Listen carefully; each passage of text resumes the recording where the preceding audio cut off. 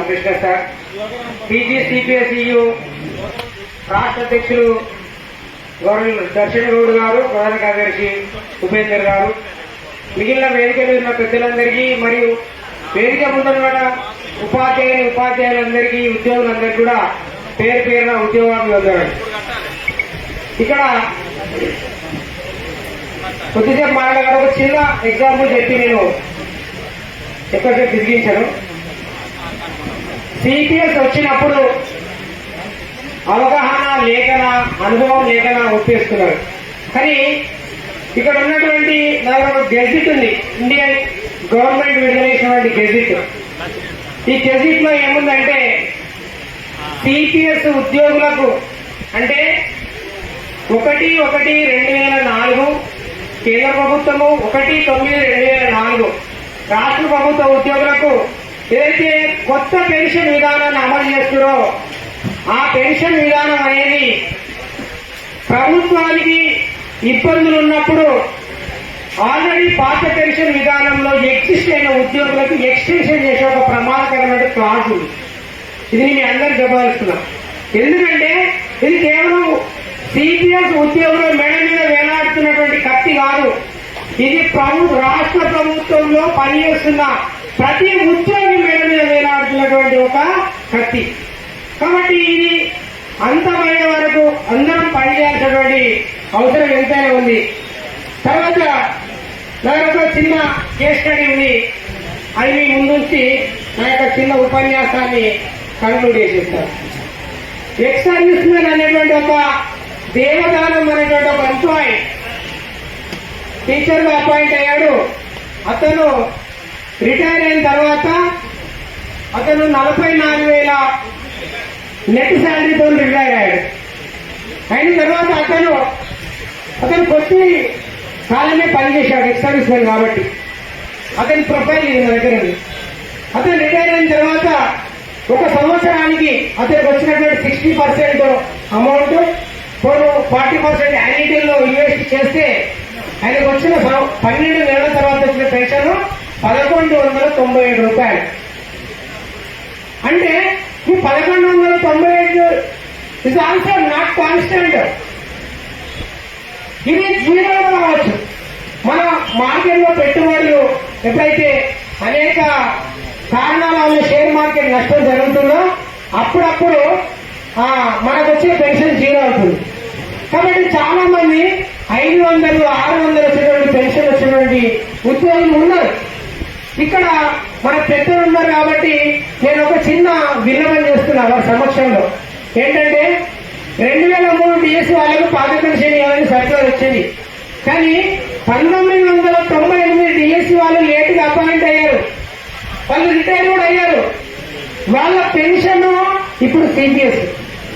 కాబట్టి అట్లాంటి వాళ్ళ వృద్ధాప్యమైన పరిస్థితుల్లో వాళ్ళ యొక్క జీవన వృత్తి కోసం రేషన్ కార్డు ఉండదు, పొలం ఉండదు, బిడ్డలుంటే ఉద్యోగాలు ఉన్నాయో తెలియదు, కనీసం పాల బిల్లు, పేపర్ బిల్లు కట్టడానికి సరిపోయినటువంటి పెన్షన్ వచ్చినటువంటి దాఖలాలు మనం చూస్తూ ఉన్నాం.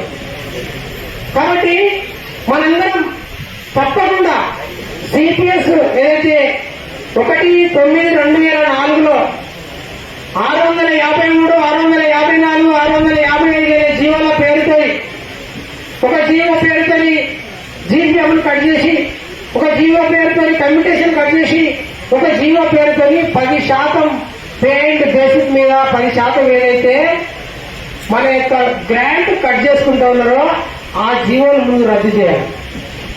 ఎందుకంటే అలా రద్దు చేయనటువంటి పక్షంలో ప్రభుత్వానికి ఇంకొక వెసులుబాటు కూడా ఉంది. మనకి ఇప్పుడు ఇస్తున్నటువంటి 10% మ్యాచింగ్ గ్రాంట్ ను ప్రభుత్వం యొక్క ఆర్థిక పరిస్థితుల దృష్ట్యా తగ్గించే వెసులుబాటు కూడా గెజిట్ లో ఉంది. బీజే భట్టాచార్య కమిటీ యొక్క రిపోర్ట్ లో కూడా ఉంది. కాబట్టి ఇదంతా మనం సాధించాలంటే మన యొక్క ఐక్యత చాలా అవసరం. నేను ప్రభుత్వానికి ఒక ఆర్టీఐ పెట్టుకున్నా. అదే తెలంగాణ రాష్ట్రంలో ఎంతమంది సిపిఎస్ ఉద్యోగులు ఉన్నారు? ఈ సిపిఎస్ ఉద్యోగులకు మీరు ఇస్తున్నటువంటి మ్యాచింగ్ గ్రాంట్ ఎంత? ఆ మ్యాచింగ్ గ్రాంట్ లో పెండింగ్ ఎంత ఉంది? సిపిఎస్ ఉద్యోగులు ఎంతమంది చనిపోయిండు? చనిపోయినటువంటి కుటుంబాలకు మీరు ఇచ్చిన ఆసరా ఏంటి అనే అనేక అంశాలు నేను పెట్టుకుంటే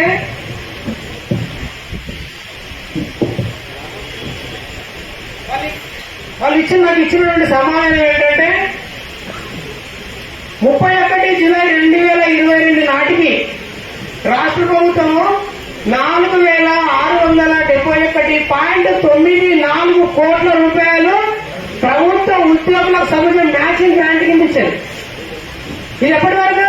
జూలై 31, 2022. అంటే ప్రతి సంవత్సరము ప్రభుత్వ ఉద్యోగుల కోసము ప్రభుత్వం ఖర్చు పెడుతున్న మ్యాచింగ్ గ్రాంట్ అంతా సిపిఎస్ రద్దు చేస్తే ప్రభుత్వానికి మిగులుతుంది. ఇది ప్రభుత్వానికి అర్థం చేయించాలా. ప్రభుత్వం ఎంతసేపు రిటైర్మెంట్ అయిన తర్వాత పెన్షన్ భారం అనుకుంటుంది, కానీ ప్రజెంట్ మ్యాచింగ్ గ్రాంట్ చాలా పెండింగ్ లో ఉంది. ఇంకొక చిన్న విషయం మీకు ముగిస్తాను. 2016 జనవరి 30 నుంచి నేను ఉద్యమంలో ఉన్నాను. 2016 మార్చి 8 రోజు ప్రపంచంలో జరిగిన కొన్ని పరిణామాల కారణంగా షేర్ మార్కెట్ పడిపోయింది.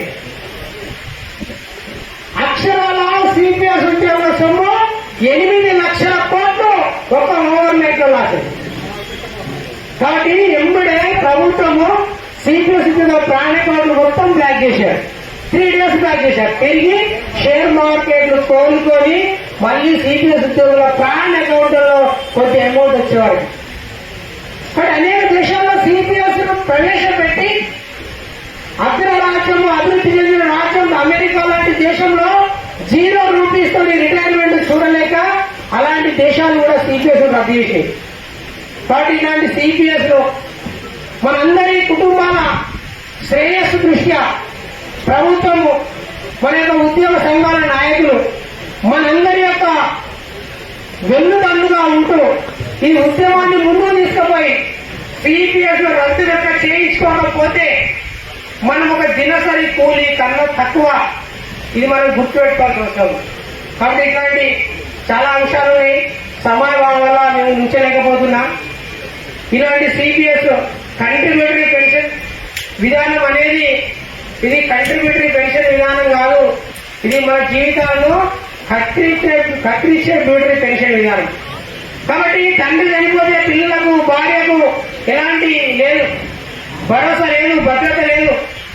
మహబూబ్ నగర్ జిల్లాలో ఒక భాస్కర్ అనే ఉపాధ్యాయుడు చనిపోతే అతని హాస్పిటల్ ఖర్చు 6 లక్షల రూపాయలు అప్పుడు నేను పనిచేస్తున్న ఇదే ఆర్గనైజేషన్ నుంచి వసూలు చేసి డబ్బులు కట్టి కేవలం భౌతిక గాయాన్ని విడిపించుకొచ్చి కారణం చేసి, అలాంటి దుర్భరమైనటువంటి సిపిఎస్ విధానం కోసం మనం ఒకరు సెలవు ఇచ్చి ఒకరు సెలవు పెట్టుకొని ఎన్ని రోజులు సెలవు పెట్టుకొని మన భద్రత కోసం పనిచేసిన తప్పలేదు. కాబట్టి అలాంటి సిపిఎస్ రద్దు అయ్యే వరకు వేదిక అందరు పెద్దలు మనకు సహకరించి మన కుటుంబాల్లో సిపిఎస్ రద్దు చేయించి పాత పెన్షన్ సాధించి ఆ రోజు మన సిపిఎస్ ఉద్యోగుల కుటుంబాల్లో దీపావళి వెలుగులు నింపడానికి వాళ్ళు వెనుకడుగు వేయాలని నేను దృఢ నిశ్చయంతో, విశ్వాసంతో నమ్ముతూ ఈ అవకాశం వేదికకు ధన్యవాదాలు ముగిస్తున్నాను.